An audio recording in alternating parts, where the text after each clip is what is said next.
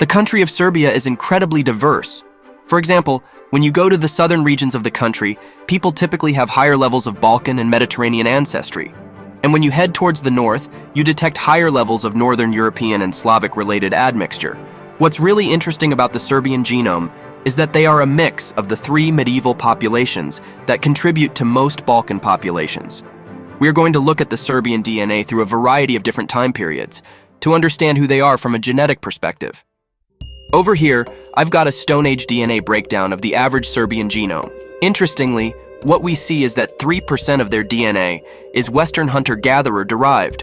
The Western hunter-gatherers were the first Neolithic population to contribute to European genomes, and this genetic component is exclusively found within European populations.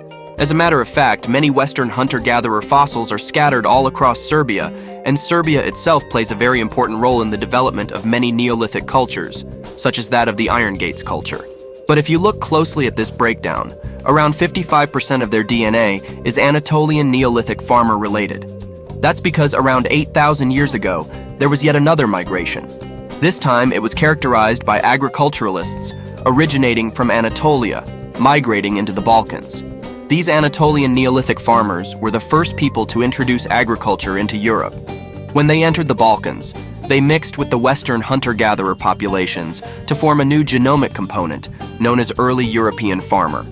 However, if we take a look at this breakdown one more time, what we see is that a large portion of their DNA is Eastern hunter-gatherer related. Now, this is due to several reasons. The first reason is because around 5,000 years ago, the Indo-Europeans, a nomadic group that originated in the Pontic-Caspian steppe of modern-day Russia and Ukraine, started to migrate within Europe. When they entered the Balkans, they mixed with the early European farmer populations, setting the foundation for many Paleo-Balkan peoples such as the Thracians, Dacians, and the Illyrians. This is also the reason why, when we look into the average Serbian genome from an Iron Age perspective, around 50% of their DNA is related to the various Paleo-Balkan people who lived in the region. However, compared to Paleo-Balkan people, modern Serbs have higher levels of this Eastern hunter-gatherer DNA. This is because during the 6th century, there was a migration of Southern Slavic people who were high in this Eastern hunter-gatherer component. When they arrived, they mixed with the Paleo-Balkan people, elevating their levels of European DNA. That's why, from a migratory perspective, around 50% of the Serbian genome is Slavic in origin.